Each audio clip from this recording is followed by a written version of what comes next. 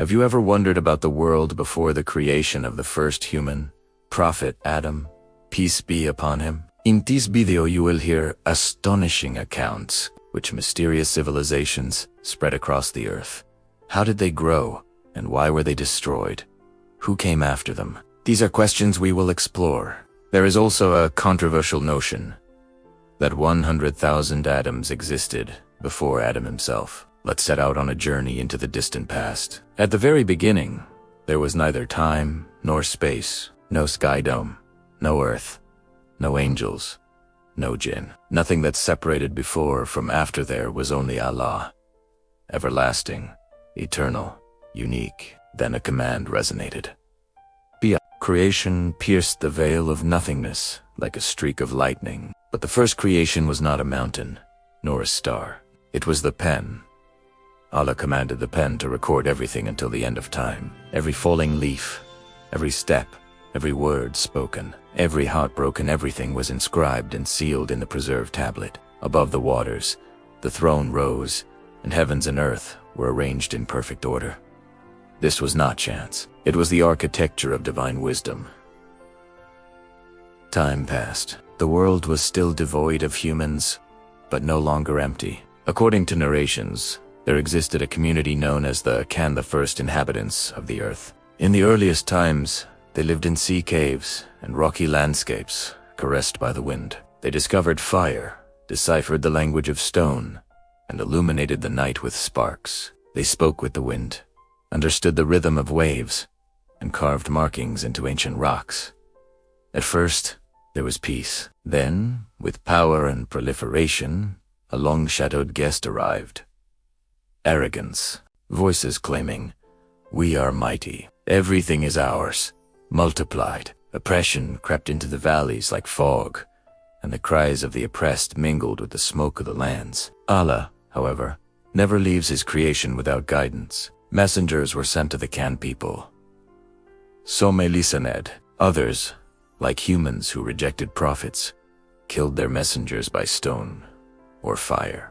Truth's wings were broken.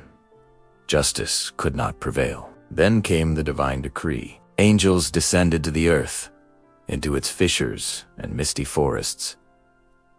The battle shook mountains. Stone fortresses of the Can crumbled. Trees with roots scorched by fire became shadows. Survivors fled to hidden crevices, caves, islands, and the dark depths of the seas. Thus, for a time, the dominion of the earth, according to some scholars, was entrusted to the jinn. The Qur'an mentions that humans were created from dry clay and black mud, while before them, the Can were made from scorching fire. Some interpret Can as ancestors of jinn. Others see them as a separate, older race. Essentially, these beings, predating humans and even jinn, were created from fire. When the jinn began to populate the earth, cities rose upon pillars of flame, caravans communicated through smoke, and settlements drifted over misty waters. Among them were those who turned to righteousness, and others who leaned toward corruption. Some received divine guidance.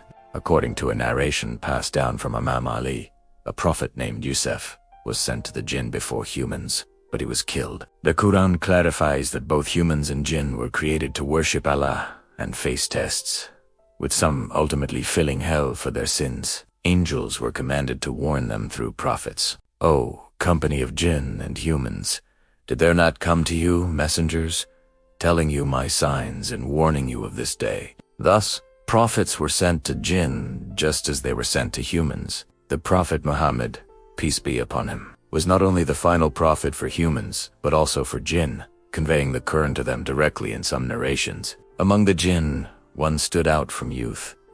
As captured by angels, he grew in their presence, devoted to worship, studied, and eventually ascended through the heavens, astonishing even the angels with his knowledge. His devotion earned him the temporary honor of entering paradise, and even standing upon a ruby pulpit, admired by angels. Azazil was assigned by Allah to guide the jinn. Yet over time, arrogance crept into his heart.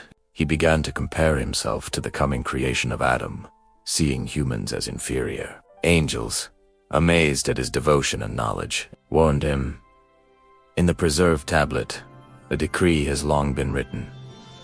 A servant will rise to great heights, but will fall into arrogance and destruction. Azazil, confident, thought this referred to someone else. Little did he know it referred to him. The truth was before his eyes, but pride blinded him. Then came the creation of Adam, the first human, from clay. When Allah informed the angels, they questioned, "Will you place upon it someone who will spread corruption and shed blood?" Allah answered, "I know what you do not." Azazil's envy grew. He compared himself, made of fire, to Adam, made of clay, and deemed himself superior. This marked the beginning of the great test of Azazil, the first jinn to rise to such power and authority. Finally, regarding the notion of 100,000 Adams before Adam, some historical and mystical texts mention it, including works of Ibn Arabi and Imam Rabbani. Yet, the Qur'an clearly refers to Adam as the first human, and scholars agree that the first human creation started with him. Other Adams may refer to successive generations or failed lineages, but the first human being remains Adam. Thus, the world before Adam was inhabited by beings made of fire, tested with guidance, and often destroyed due to arrogance and corruption. Their stories are reminders of divine wisdom, justice, and the consequences of turning away from Qur'an.